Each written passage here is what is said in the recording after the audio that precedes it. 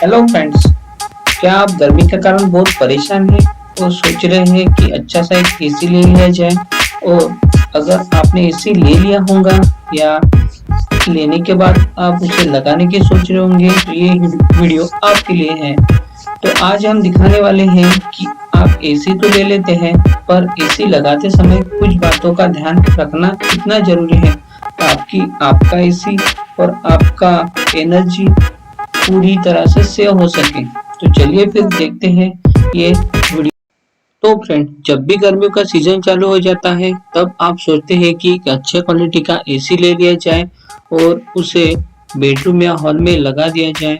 लेकिन आप जब दुकान जाते हैं तो आपके घर में दूसरे दिन कंपनी का एक टेक्नीशियन आता है और एसी को इंस्टॉल करने की प्रोसेस चालू कर देता है और इंडोर और आउटडोर का इंस्टॉलेशन करके चला जाता है। तब भी आपको बहुत ध्यान रखना है कि आपका एसी का इंस्टॉलेशन प्रॉपर हुआ है या नहीं। तो फिर हम यही बात आपको बताने वाले हैं कि जब भी एसी का इंस्टॉलेशन करें तो क्या सावधानियां बरतें और क्या करना चाहिए। जब भी हमारे घर पे दुकान से एसी आता है तो फिर वो दो पार्ट में आता है, इंडोर यूनिट और आउटडोर यूनिट। जिसे घर में लगाया जाता है उसे इंडोर यूनिट बोलते हैं और जो घर के बाहर लगाते हैं उसे आउटडोर यूनिट बोलते हैं। तो फ्रेंड, एसी का जो परफॉर्मेंस होता है वो पूरी तरह डिपेंड होता है कि एसी का इंस्टॉलेशन कैसा हुआ है।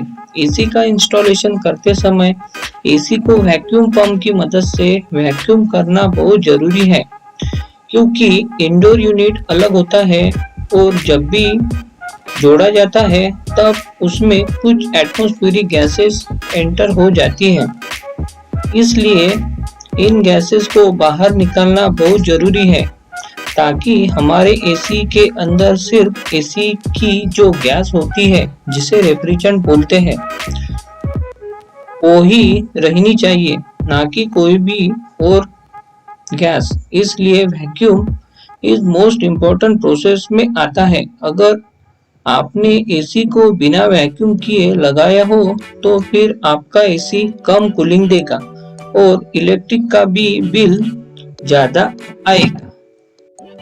तो अब आप सोच रहे होंगे कि आखिर एसी को वैक्यूम करना इतना इम्पोर्टेंट क्यों है।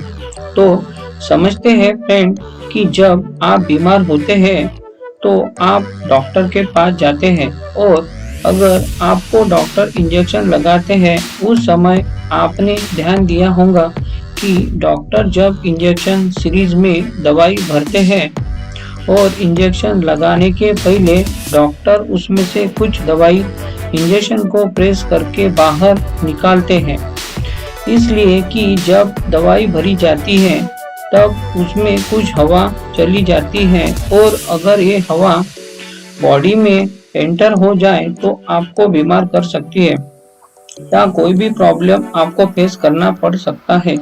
इसलिए इंजेक्शन हो या एयर कंडीशनर उसमें हवा नहीं रहनी चाहिए, इसलिए कि एसी को वैक्यूम किया जाता है, अंदर की हवा बाहर आए और सिर्फ एसी के कंप्रेसर में रेफ्रिजरेंट ही फ्लो हो।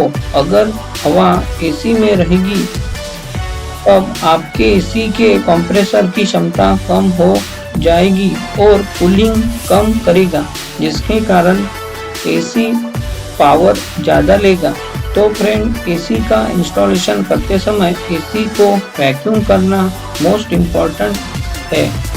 तो फ्रेंड, आपने अगर प्रॉपर तरीके से आपके एसी का अगर इंस्टॉलेशन किया तो आपकी बहुत सारी एनर्जी बचेगी तो आपका बहुत सारा पैसा बचेगा। और अगर आप प्रॉपर इंस्टॉलेशन करते हैं तो आपके एसी की जो कंप्रेसर की लाइफ भी है वो भी बहुत ज़्यादा बढ़ेगी।